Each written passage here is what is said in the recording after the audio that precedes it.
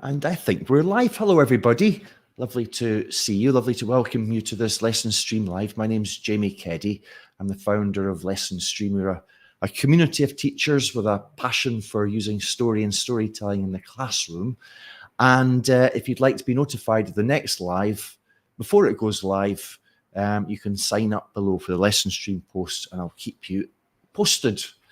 And we've got a very special guest today. By the way, if you could let us know that you can see me and hear me clearly, coming in loud and clear, that would be great. That way I know I'm not speaking to a massive void, which has happened in the past. But yeah, got a very special guest here today. This is somebody I've just made contact with quite recently. If you were present in last week's Lesson Stream Live, Veronica popped up. And I think we've connected maybe a few times before, but it was such a meaningful time last week because I suddenly realized who Veronica is and what she does. And you can see her there. That's her logo, which her icon, perhaps. What do you call that? But I suspect that's been generated with some AI help. So I'm going to bring Veronica on. And here we are. There's Rich. Okay, Rich. Hello, Veronica. Hi, Jamie. Nice to see you. Lovely to see you here. So I have to make a correction. That image that you saw actually was not created with AI, even though I do a lot of AI creation nowadays, but that was actually generated painfully by hand. I mean, it was done digitally, but I traced it and filled it in by hand with many layers. So that was actually done by hand. I know it's hard to tell nowadays it was digital, but it was something that I traced by hand. So wow, this is like in the old days, isn't it? We'll look back in the days when we had to do things by hand. Yeah, well, I think everything is always enhanced. Everything requires some human input to some degree. Yes, and that's what we're going to be talking about. Well, some of it. Just because after we met last week, Veronica, I've been checking you out, and I watched a webinar that you did online, and you're a fascinating person, and I feel very honoured that you're here. There's so much we could tell about Veronica. You're also quite humble, I think. But where do we start? Because we have to tell you Veronica's story, and we have to tell you why Veronica has such an interest in AI and technology, and where this comes from. And Veronica's also a teacher like us, so I'm sure you're a proponent of AI and technology in the classroom. I'd like you to start by telling us about this memory you have. Before we show the picture, I'd like you to tell us about this memory that you have involving the tree, because it's such a nice way in, I think. Yes, so nowadays, kids don't often get the opportunity to climb trees and just sit in trees. And maybe because there aren't as many large trees as there used to be, or maybe because, I don't know, there's a culture of safety nowadays. Whereas I think, at least when I was growing up, maybe not that there was less safety, but I don't know, it just felt like a bit freer back then. And this school that I used to go to in the outskirts of Valencia, which had a lot of fully grown trees far from the main building of the school. And during recess, I could just disappear in those trees and I couldn't even see my school anymore. And I would just climb up the tree and sit there and I would just be in bliss, and no teachers would come look for me. And I was allowed, we were allowed, I guess there were other kids there, but I felt like I was alone with the tree. I don't know. To just sit in that tree and just feel communion with nature, and to be able to experience that while still in a school environment, I think was quite special. It was a very nice memory. I never experienced that in the United States, because I did go to the United States when I was 10, and that was just a whole different environment. Well, the reason this is a special memory is that, and the reason I like it so much is because, let me show you what Veronica's created here. And this is you. How old are you? So in that imaginary. Obviously, this is not a real photograph. Just disclaimer, everybody. This is an AI generated image. That's the thing about nowadays. You just never know. It's an AI generated image. However, I did superimpose a real photograph of myself. So it does actually look like me. And I was able to coax the AI basically to recreate the feeling of how I felt sitting in that tree back then. So it's almost like I had that. This is my imaginary photograph that somebody took of me that never actually happened. But it lives in my imagination. And thanks to AI, now I can share my memory with you. I mean, it's funny because I mean, I knew that we had the means to do this, but it never occurred to me to actually do something like this. And I just love it because it's such a, although this photograph doesn't exist, as you say, the memory does. And so it's a special image to you, isn't it, in that way? It is. And you know what I love, Jamie, about your technique is that you encourage people to imagine things before they actually see them. Because nowadays we see things right away. And I just remember reading books as a child. Not that kids don't still read, but they seem to read less. And it just activated the imagination. And I think what you do with your lessons too is to give a window of opportunity for that imagination to activate before you give somebody the information. Well, I think you could definitely apply that to this. And I don't, maybe you have already in the classroom. Have you used this image in your teaching before? I haven't, I don't know if this is good or bad, but I have so many parts of myself, and I've I've done so many different things in my life, and I don't necessarily share a lot of private things about myself. I mean, I do certainly talk to my students if they ask me questions, but they don't necessarily know about all of my hobbies and interests and things like that. So I haven't shown them that image, and I don't really think I've taken creativity to the full extent in the classroom the way I would like to. But I think that's partly because of the expectations that we have in most classrooms nowadays about, goals that must be realized and things like that. Yeah, that's always an interesting discussion to find out how personal teachers are willing to go. I tend to go very personal, but that's me.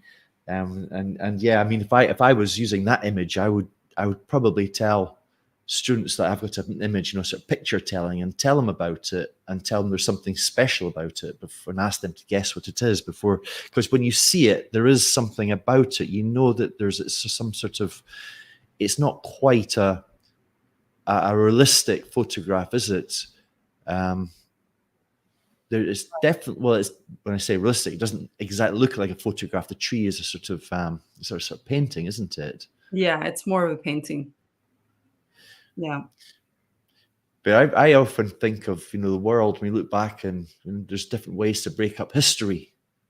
And one of those ways will be before digital photography. And I think of myself, I used to work in a laboratory here in Barcelona. And despite having worked there for a whole year doing research, I don't have a single photograph. So having looked at this and being inspired by your idea, I was thinking about actually popping back in, asking if they'd mind me taking a picture of where I used to work and then creating my own sort of memory picture. I think this is we worry about, misinformation and disinformation and what's real and what's not, but this really is real, and I just love it so much. Well, that's the thing. I think that we can apply our imaginative skills in a way that is creative, in a way that opens up new possibilities, or we can do it in a way to confuse or for power plays, or, I mean, again, it's how we apply human nature to the technology. But going back to the thing of, recreating memories with AI, something else that I've been wanting to do and I haven't had time is to start to recreate images from my dreams, because I oftentimes write down dreams, but it's sometimes hard to show what the dream looked like. So I've been wanting to play around with dream images to sort of do like like a gallery, like a virtual gallery show of dreams. But then I thought, oh God, then people start to psychoanalyze me online. That's not such a good idea because I have some lighter dreams and some really dark dreams. I'm like, no, people are going to psychoanalyze me. Maybe no, I don't know. That's for me. That's a great idea. I mean, that's a fantastic application of this, isn't it? But at this stage, I usually this always happens, Veronica. I realize I forget to ask the guest where they are in the world. Where are you right now? Yes, so I am in the south of Spain, in Andalusia, in the province of Jaén, in a town called Úbeda, which you had never heard of. But the old part of the town is a UNESCO World Heritage Site. So it will show up on some maps of Spain. You know, you have a map of Spain and you'll only see selected little dots and cities. And Úbeda does show up on certain maps, so it's map worthy. But it's not one of the bigger cities in Spain. And what I actually like about it is that you can walk from one end of the city to the other, probably in an hour, but yet it has a small hospital. It has basically all the facilities you would want in a town. So it's kind of like the perfect little size. Yeah. So what got you into, would you describe yourself as a futurist? Yes, what got you into this? Somewhat, not as much as my father. I always describe my father as a futurist because he was convinced that within his lifetime, unfortunately he passed away, so he never got to see this himself, but he was convinced that within his lifetime, he would be able to download his brain onto a computer. And he actually opened one of the first, if not the first, computer shop in Valencia, in downtown Valencia, back in the early 80s, late 70s, early 80s. I don't remember the exact date. So he was definitely ahead of his time. Had a subscription of Wired magazine when it first came out. So, and tried to teach me programming when I was young. So he was really into technology. Wow. First computer shop in Valencia. That's quite a claim. Yeah. Yeah. And so is that how do we define what a futurist is? Because I remember you used this word to talk about your father before. What exactly is a futurist? Is it as simple as somebody who embraces technological possibilities what is it? Yeah, I haven't looked up the definition of dictionary. Just the word popped into my head. I think just because, I mean, I refer to him in that way just because he was always so excited about what was coming. And he was excited about the uses of technology. So because he was so forward thinking, I used to think of him in that way. But then I would eventually go on to do a lot of technology stuff myself, like working in the world of virtual reality. So it kind of, I ended up sort of taking after him in some ways, being into all that technology stuff. So this enthusiasm that he had is brushed off onto yourself, hasn't it? Yes. But you've got some projects that you've done which are really fascinating. And there's another picture I want to show everybody. There's a picture with 3 people. Veronica's one of them. When you see it, you can guess which one Veronica is. And they're all playing instruments. And I could ask you to guess what instruments they're playing, and you would be here all day. And you'd never guess, would they? It would be hard to guess what instruments we're playing. Yeah. What's going on here then? So we're playing computer keyboards. So we were in a band called Operation Reinformation, and we were I really into technology. We met at art school in Pittsburgh, Carnegie Mellon University. And we started out sort of hacking toys that made noises and playing with these toys so that would make different noises or be able to trigger sounds. And also playing just regular keyboards, musical keyboards. But then in time, one of our members, the one in the middle, Mark, he became interested, even though he came from an art background, he became interested in being able to trigger samples with a computer keyboard. And over time, this took a few years to develop. Weren't able to do it right away. On our first tours, we would actually have keyboards and we had a guitarist, so we looked more like a traditional band, even though we were triggering a lot of musical samples back then. But we eventually were able to write our own software. I mean, Mark did, wrote software which allowed us to trigger samples, and so to the point where we were able to tour and only play computer keyboards. So we were quite impactful on stage because we would usually play with other bands that were sort of alternative indie bands that, you know, with the drum kit and the guitar and the bass, and then we would come out on stage with keyboards, and people just didn't know what to make of us. So, And what are you wearing there? Those look like sort of butcher's aprons to me. yeah, we ordered these from some kind of catalog that's meant for protection in industrial workspaces. And we were wearing hard hats. They were protective hard hats shaped like in a cowboy hat, quite a bit strange. We were always changing our outfits. We oftentimes also wore suits and handed out business cards at at our shows, because we had this whole corporate shtick that we actually were. Our main aim was not music, but to spread reinformation. So we were into this whole thing of manipulation of information back then, manipulating information, manipulating music. And our music was a bit experimental. It was fun, but hard to listen to. We're definitely not mainstream. But you did get a name for yourself, didn't you? Yeah. As a band, quite pioneering. What was the sound that you mentioned? We were sometimes compared to Devo or Kraftwerk, but we never made it as big, probably as we could have if we hadn't. We broke up after about 3 or 4 years of touring. We did make it into Wired magazine, which was funny because, again, my father had a subscription to Wired magazine early on, and then eventually, you know, we made it into Wired magazine.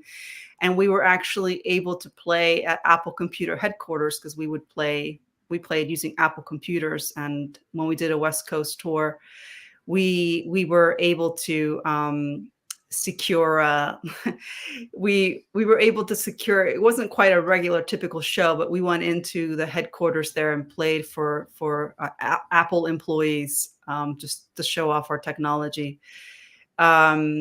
So we did become somewhat well known, but definitely in the underground scene. Wow.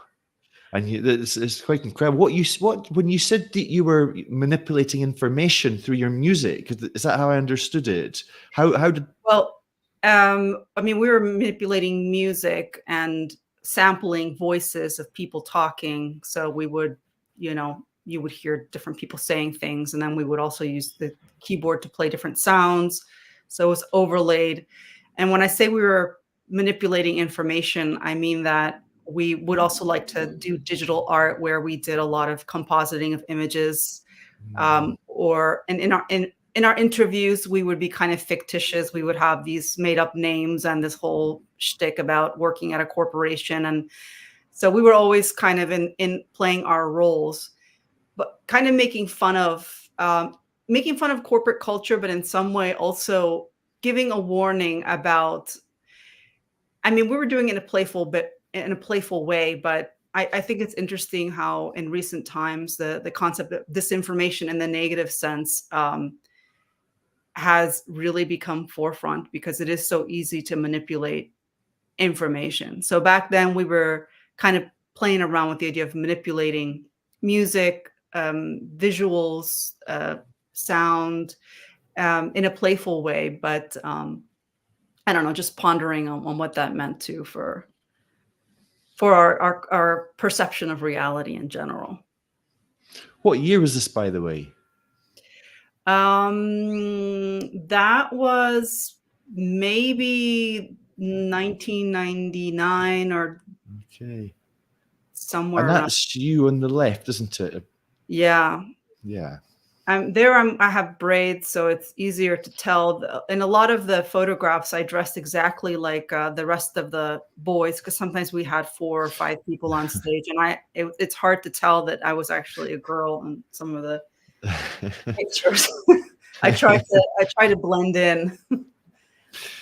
So this is after you've studied graphic design, is that right? Yeah, I studied graphic design, and But you right. went in, what was it you studied after where you went So into working? instead of going, so I graduated, and at that time we were already making music. And instead of getting a graphic design job, I found out about an opportunity to do virtual reality in a research lab at Carnegie Mellon University. And I jumped in there and started to do 3D modeling for this research firm. So it was really like a really cool time of my life. Now I feel totally uncool. I teach and I'm a mom. No, that's cool too. It's cool to teach and it's cool to be a mom, but it sounds cooler to be like I was in a band and I was making virtual reality. What did you do with your virtual reality? What were the coolest things you did with that Well, then?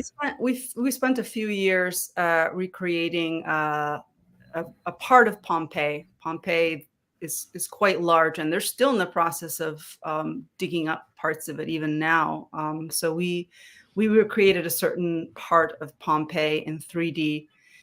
And at that time, 3D modeling was quite tedious, and the virtual reality technology was clunky.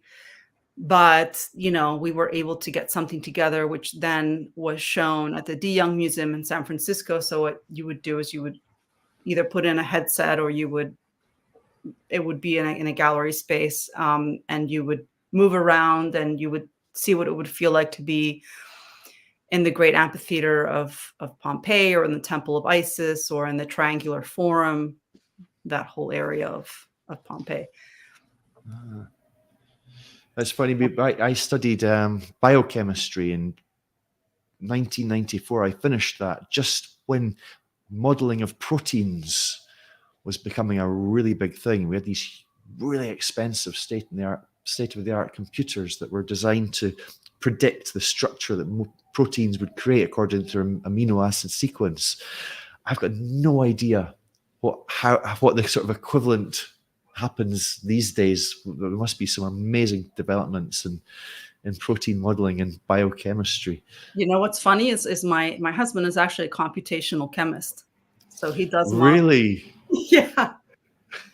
Yeah. So, and he does it long distance. So that's one of the reasons we can be here sort of in a city in the south of Spain, because he can work remotely. But yeah, that whole field is changing a lot too. And all the fields are changing, actually. Everything is just a little bit uncertain right now. But there are a lot of advances, and AI is being used also for that biomedical field to help go through large data sets and to make sense of, to go through the data quicker than a human could go through it, basically. Look, Alain in Belgium shares your musical tastes here. And Oh, I actually checked out Devo after you mentioned Devo, and there's some pretty good stuff. They've got a YouTube channel which I've been enjoying earlier today, actually. Devo. Yeah. Oh, cool. Because you compared your band with their sound, didn't you? Yeah. Yeah. It's been a while since I've listened to them. I mean, I think we sounded more like Kraftwerk, but we looked like Devo on stage. We don't sound so much like Devo, but it's part of the costumes that we used to wear on stage were kind of like Devo. So the name of our band was Operation Reinformation, although we used to have a website up for a really long time, so we don't have much of a digital presence right now. I'm trying to change that. I'm trying to get some stuff back up online so people can find us again, because even though we only existed for about 3 or 4 years, 4 years, maybe four, I forget, my sense of time is terrible. I do think that we were impactful and interesting what we did, and I don't want that whole thing to just disappear, just because we individually have moved on to other things.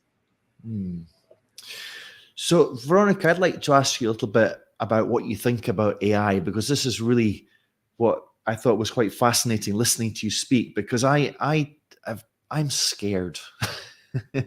I find it all quite. I think this is a revolution, the AI revolution that we're about to go through, and I find it quite terrifying. And I found sort of listening to you, you kind of made me feel a little bit better to see the sort of positive side of artificial intelligence. And there's a photograph here that I've seen. I thought this was a fantastic photograph, and it is a fantastic photograph. It's a fantastic image, and I've just learned that this one is AI. So can you tell us about this picture and tell us about what you think about AI and why you're attracted to AI and everything? So I like AI because it removes my wrinkles, basically, and makes me look younger. Okay, no, that's a really terrible reason. So I mean, I don't know. I mean, AI has actually been around for a while, but it's really sort of burst into consciousness lately um, because of the AI art and some of the AI companies that are now really kind of pushing forward different technologies for commercial purposes.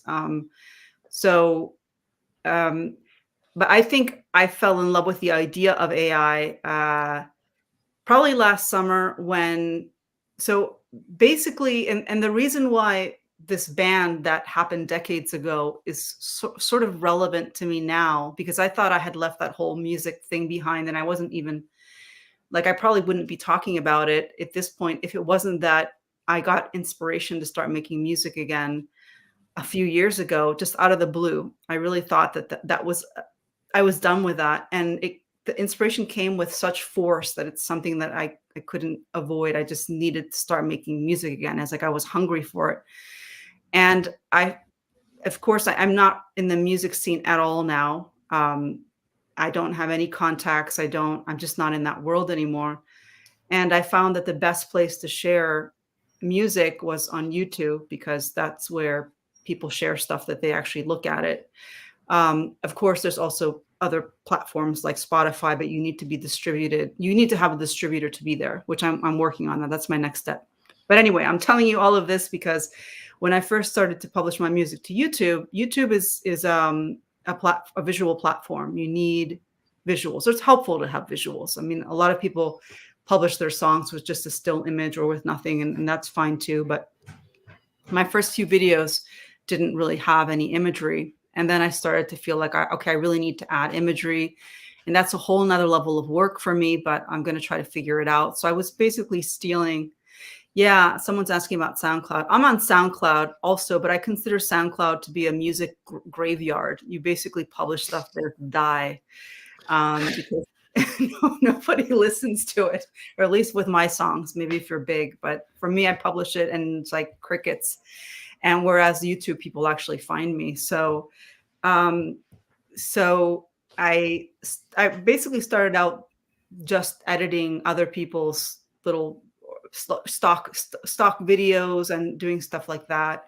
And I mean, I do have artistic skills and I am an illustrator, but it takes a long time to illustrate by hand. And I thought if I start to try to illustrate by hand, I just don't have the time. I have, I do teach and I have a family and I have limited time to do my creativity. And most of my creativity, I want it to go towards the music. I don't have time to make elaborate videos. And that's last summer's when Midjourney really kind of became not this past summer, the one before. So not 2023, but 2022, the summer of 2022. And Midjourney is what you've used to create this image, isn't it? You've used Midjourney for Midjourney this. is what I used to create that. It's a composite image, though. I composited. The original didn't look like me. I had to composite it with my face to make it look like me. But yes, the general figure, it was made with AI. Right. So when I first started to see what Midjourney could do, and there's a lot of AI programs out there. I'm sure most of you have played around, but the free versions that are on the web they're not bad, but they're not as good as Midjourney. Unfortunately, for Midjourney, you need a subscription. Anyway, so I started to play around with creating imagery, and I just completely fell in love. I mean, like head over heels in love with AI imagery. And I can see that you enjoy it too, Jamie. Obviously, you've been publishing all these really hilarious pictures. Well, No? I'm very limited. This is the thing. I mean, I'm using DALI 3, which is probably the one that you're speaking to, which is kind of basic. I don't know. I haven't played around with it. It's free?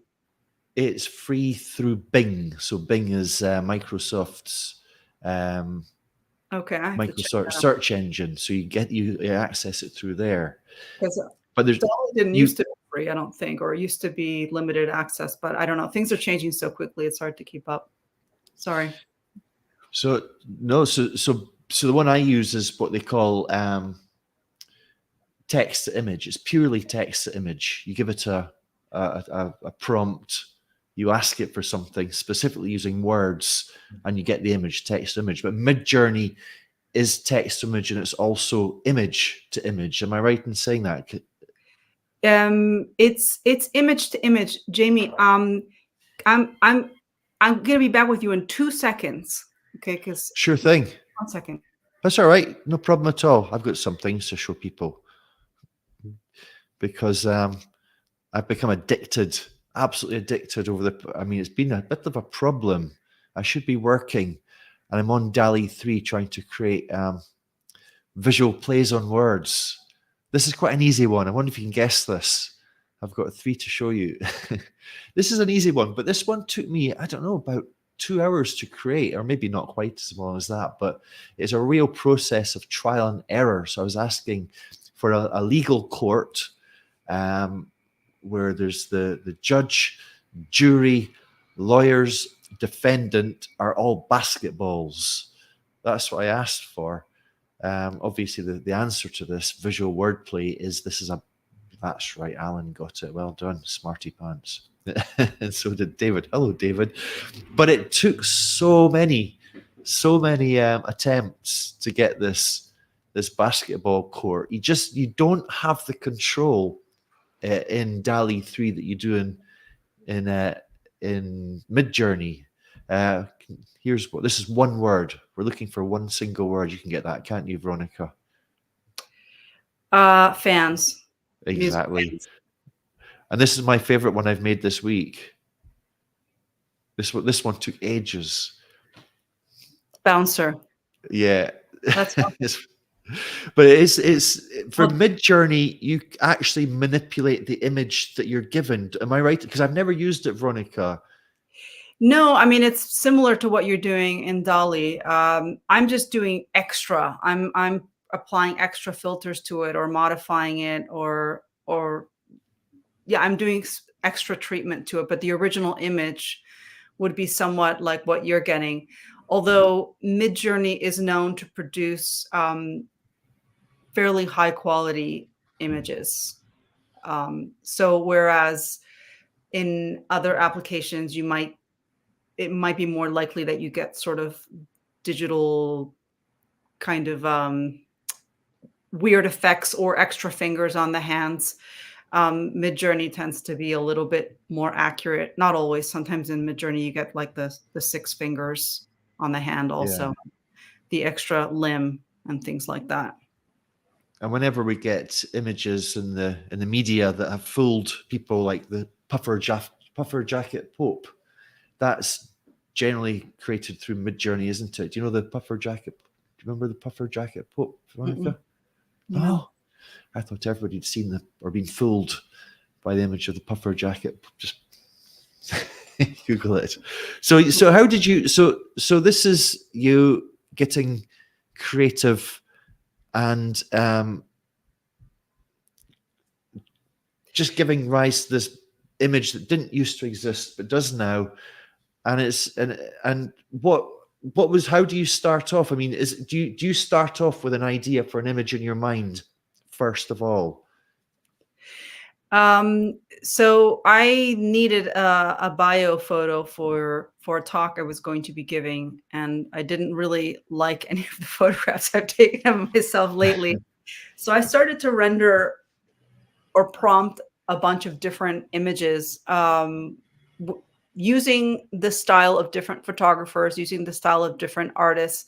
And this is a bit controversial because there's been a real backlash in the artistic community, and I can sort of understand why, where there's resentment that AI artists are using the names of real living artists, some some current artists, some artists from the past, to create images that would look practically identical to something the artist would have created. So there's been a backlash from the artistic scene that it's not fair that the AI engines basically are collecting data and replicating these styles.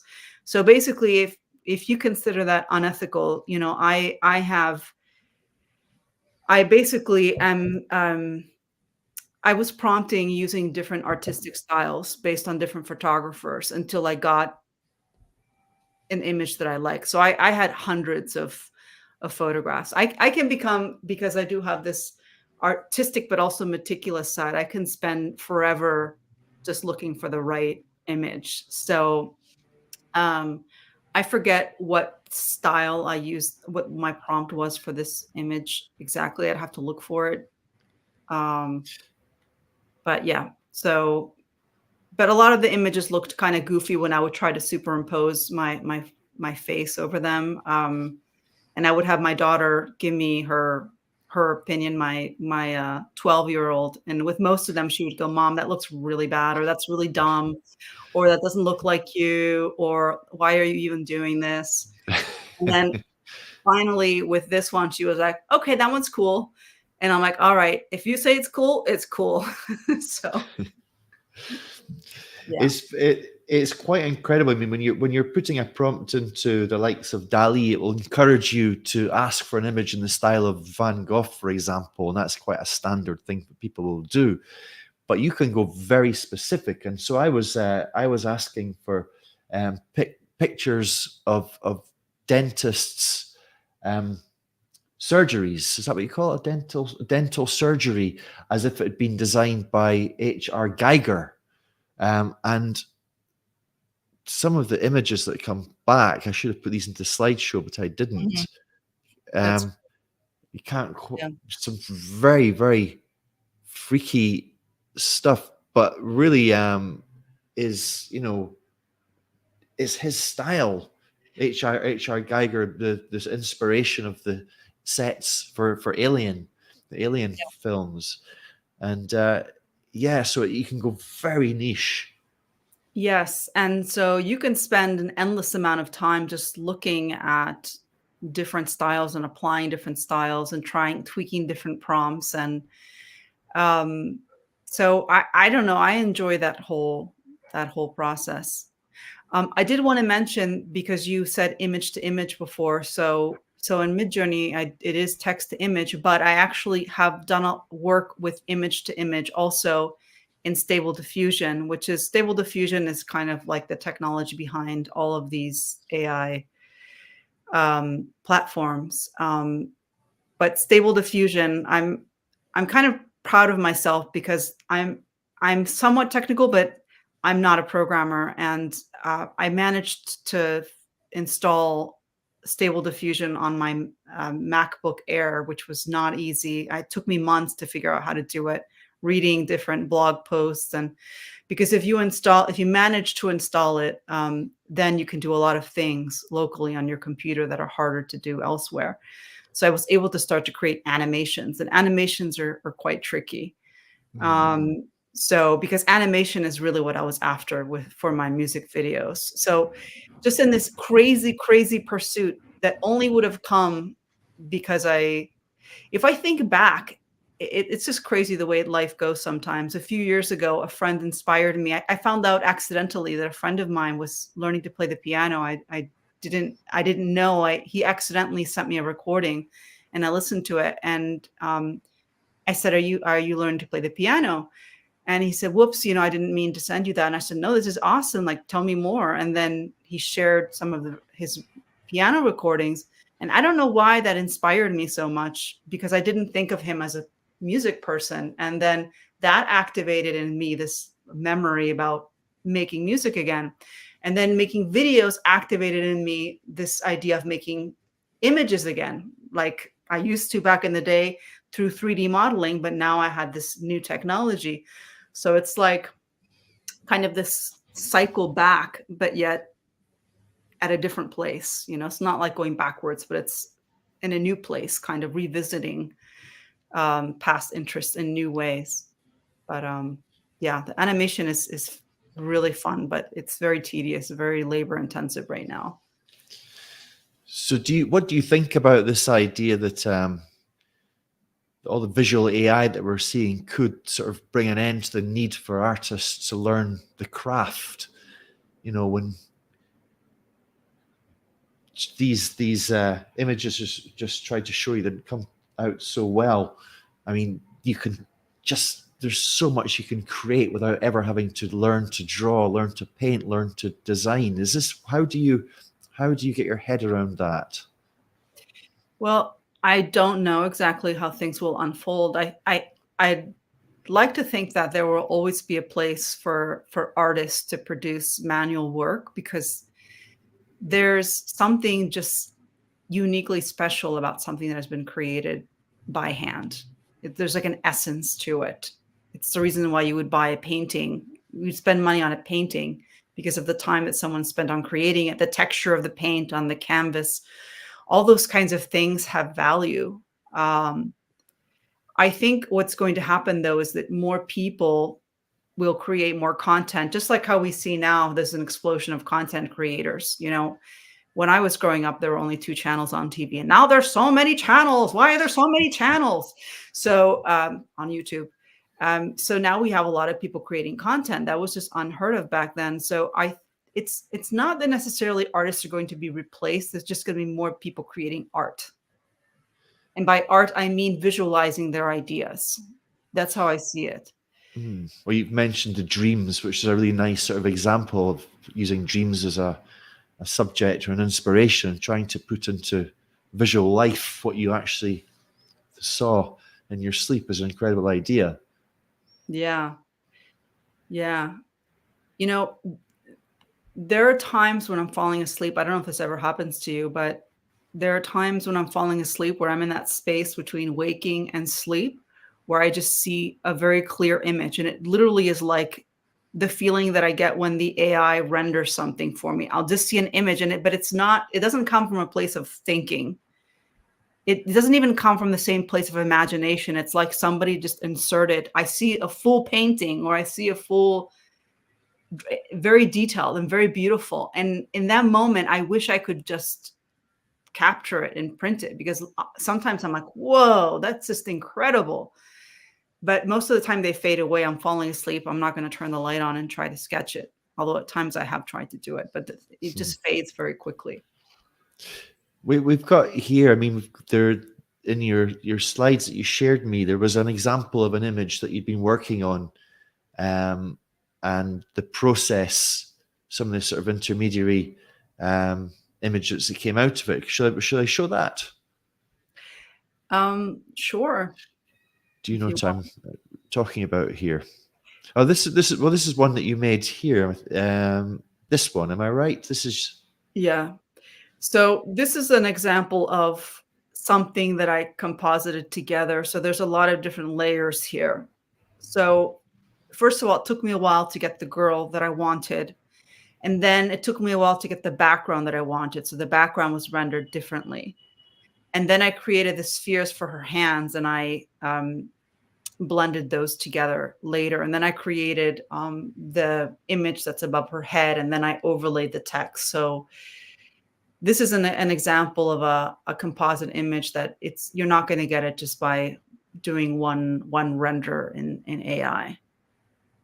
But yeah, this really conveys my feeling about the potential that we have as humans to create. I think I'm going to be very philosophical here, Jamie, but I think because Yes. of our I think because of our survival needs as humans on this planet for so long, we haven't always had enough space or feeling of safety to be the creators that we are. I mean, we are sort of created. We're here existing, but we are also able to bring things into reality, either in physical form or through the imagination. And I think that power of imagination is more amazing than we could ever even imagine. And that's what I'm trying to convey in this picture. And do you think the imagination can almost be given a boost through AI itself? I've found some of the images I've accidentally created to be quite different to other things I've seen. Have you experienced that? Getting unexpected results. Yeah, and the sort of your own kind of experimenting with AI, I find that it creates things by accident, which then feed the imagination, which can take you to new places. And so it's almost using AI as well for inspiration. It kind of feeds itself in this big loop. Exactly. Yeah, I have experienced that. Sometimes I get like, do you know the painter Bob Ross? Bob, I don't. Bob Oh Ross, wait, Bob Ross. he was an Tell me. American painter that used to paint on television. Yes, but yeah, And I do. he Yes. painted just very traditional landscapes, but he was a very happy guy with big curly hair.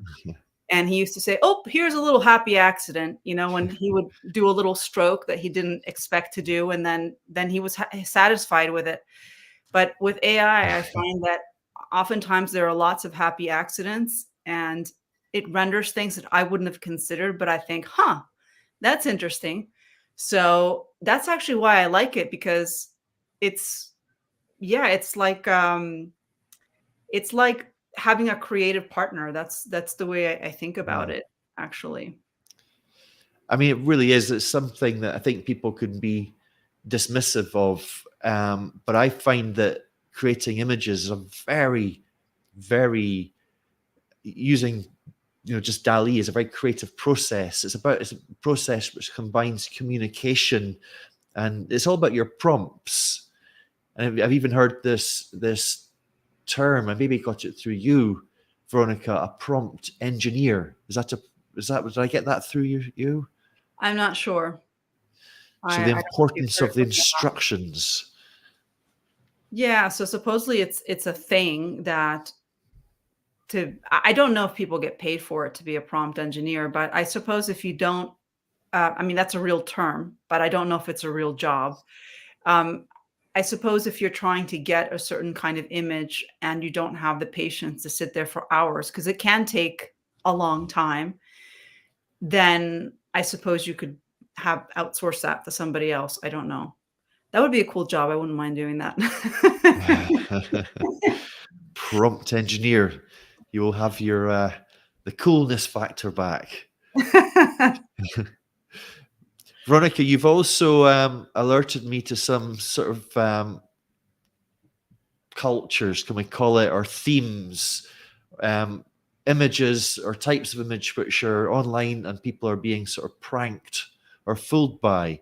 I found this to be quite interesting, and in fact, there's a couple of these that I wasn't even.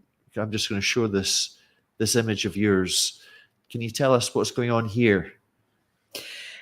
So on the left, I think that's showing up on everyone's left, the cake, that elaborate cake, that showed up on a baking Facebook group. And it has a ton of thousands of likes and a ton of comments and lots of people trying to figure out exactly how that cake was made. It's an AI image, but the person posting it, of course, didn't bother to mention that. And so there's all these people kind of arguing about how you would stencil. You would get those elaborate stencils onto the icing and all this sort of thing. And then you have the few lone voices there if you scroll through all the comments saying it's AI. Um, then in the middle, there's a lot of watermelon carving pictures circling around on Facebook. I don't know if you've seen any. I like have actually, yes. I feel like at the beginning they looked more likely. They looked more like they could be watermelon, but now they're getting so ridiculous. And yet people still continue to put likes and loves on them and say, wow, how did they do that? So I don't know at what point. I mean, I suppose it's like a learning curve just with everything. There's a learning curve to figuring out what's real and what's not real, although that's going to become increasingly hard in time. On the left, there's also no, on the right, there's also a lot of images that are circling around on the internet of these carvings, and that have these really cheesy messages that they remind me of those fortunes inside the fortune cookies that don't make sense, where it's basically saying, my uncle carved this horse. Please give this a like if you so we can support his hobby or something. So you have very similar messages of please support my child that just carved this huge whatever. And and it's becoming so frequent because I'm in different Facebook groups, and one of them, a few of them are actually people that are consciously rendering.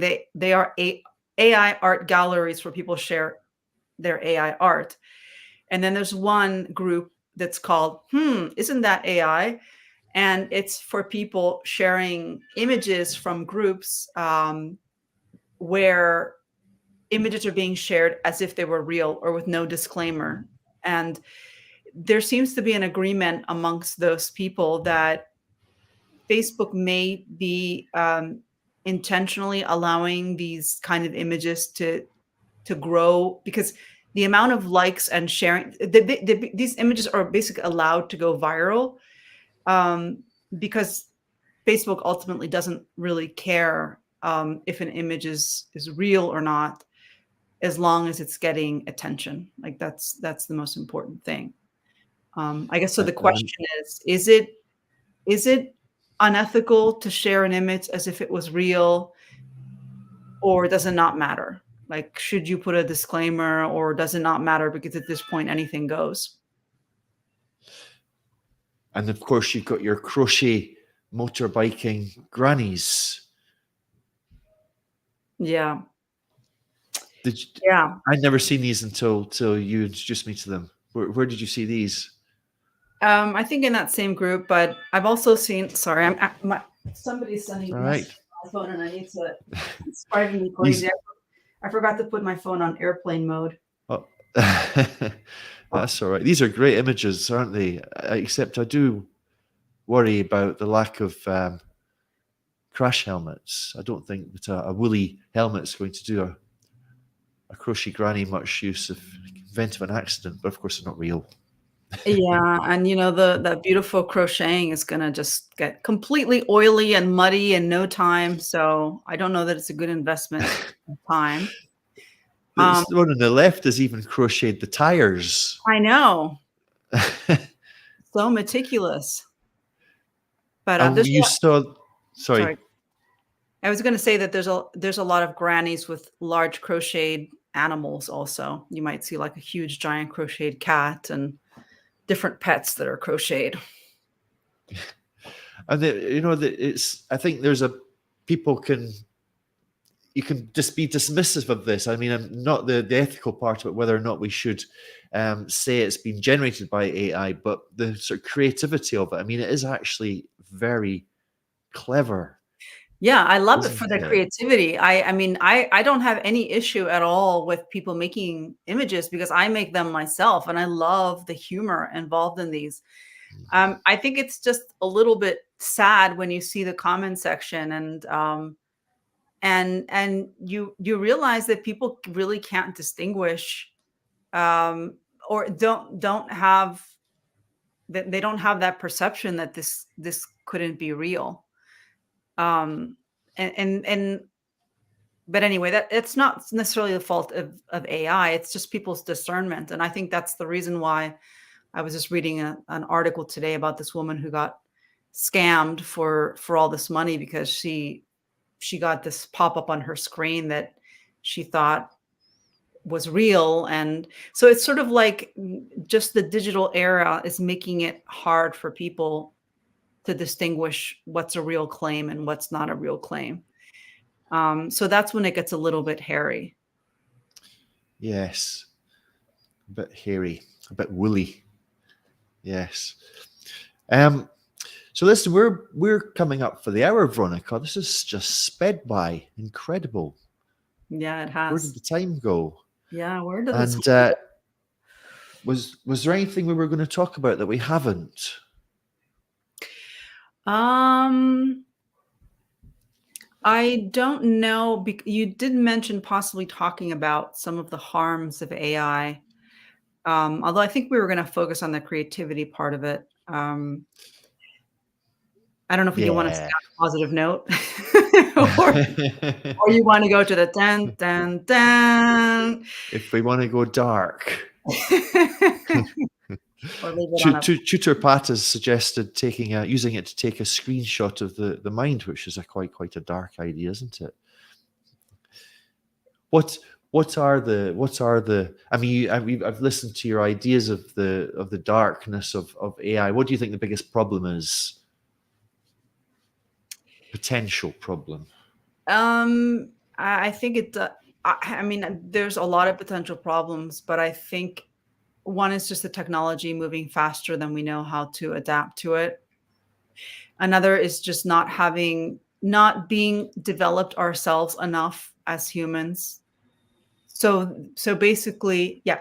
So not having enough discernment, not having the capacity for discernment to know what is produced with the AI is either real or useful or whatever, and things just going faster than we can really process it or for which it can be helpful. And I am worried about disinformation. I think it can be quite problematic.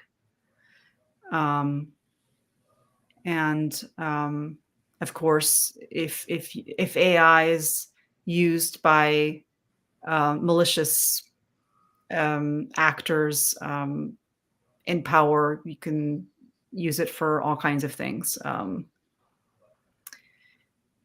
So I don't know. I won't go into that, but 'cause I think the world is changing so fast that I've spent a lot of years actually feeling a lot of anxiety about climate change and the environment and all these kinds of things, and just feeling a lot of anxiety about the conflict in the world, the politics, and just feeling generally overwhelmed. And recently, it's not that things are getting better necessarily. In fact, they could be getting worse in some ways, but I've just decided that that at least for myself or for the people around me who are creative and who are trying to bring more light to the world, to try to focus on those good things that are happening and not dwell in all those dark places, because if we go to those dark places, we're not necessarily helping to change the situation, and we may actually just be contributing to it by just becoming one more force of nervousness and negativity. So we live in interesting times. I guess that would be my concluding remark. I was listening to Elon Musk say that very thing. He said they may be dangerous. We don't know what's ahead, but we can say one thing for sure: these are interesting times, and I think he's right. And yeah, that's an interesting tip from David. I didn't know that. Did you know that? How to take a screenshot of your mind? Pull your earlobe and blink twice. Not being developed enough as human beings. Hello, Paul. Nice to see you here. So what are you doing tonight then? What are you doing for your weekend? Are you doing anything that involves AI, Veronica? Yes, I need to finish a video that I'm working on. And the AI this is my most complex video yet, because it has stills and it has rendered stable diffusion animations, and it's quite complex. So I'm publishing that this weekend, and I'm very excited about that. Oh, wow. So to my non-existent audience, Uh, but I'm And public. I should mention that I've pasted the link to Veronica's YouTube channel and website below. So if you'd like to check out, I did that without checking with you first, Veronica, but I thought you wouldn't. No, that's great because you know, I have fun making it, but it certainly doesn't hurt since I'm sharing it for other people to see it. So Yeah. if they like it, you know, it's very particular type of music. Do you have a pen? Do I have a pen? Yeah. Does a pencil count or must it be Yeah. a pen? It'd be perfect. I just want to finish with a silly thing. Do Okay. you mind finishing on a silly thing? I don't mind finishing with a silly thing. I want you to write down what I'm going to say. All right. That means I need a paper also. Okay. I tell you what, actually, everyone can do this. You can type it into the chat. I won't put Veronica on the spot. All you have to do is type into the chat what I'm going to say. What I'm going to say is European address. We have to write European European address. Yeah, into the chat. European address. This is a silly thing I was just thinking about this morning. A silly idea that was floating around in my head. So European address. Everybody type that into the chat. Oh, This is dictation, I guess, isn't it? European address. There's a time delay, Veronica, between us. There, Paul's got it. Paul's the first. Although that's very interesting, Paul, because that's not actually what I said. Do you want to see what I said? I said European address. Wah, wah, wah. This is my most recent AI image that I made this morning, and it's very difficult to ask for peas and dresses. It doesn't want to give you, it wants to give you pea pods. So this took quite a lot of attempts for such a silly joke. It's really cute. That's a super cute image. I love it. It's nice, isn't it? It's yeah, it's quite sweet. A sweet pea. It's adorable. Well, listen, Veronica, thank you so much for spending this hour with us. It's been lovely to get to know you. And, Yeah, thank you so much, Jamie. I've really enjoyed it too. Really appreciate it. You're now my AI consultant. So I hope you don't mind me asking you questions in the future. Not at all. Check out Veronica's YouTube channel and our website below. Some great stuff. And thank you so much again. Thank you, Jamie. Thanks, everyone. Oh, and if everybody could like this the video before you go, that would be lovely. All right. So you have a great weekend. I will see you next Friday at the same time for the last one of the year. And thanks again to Veronica. And have a great weekend and take care and everything. All right. Bye-bye.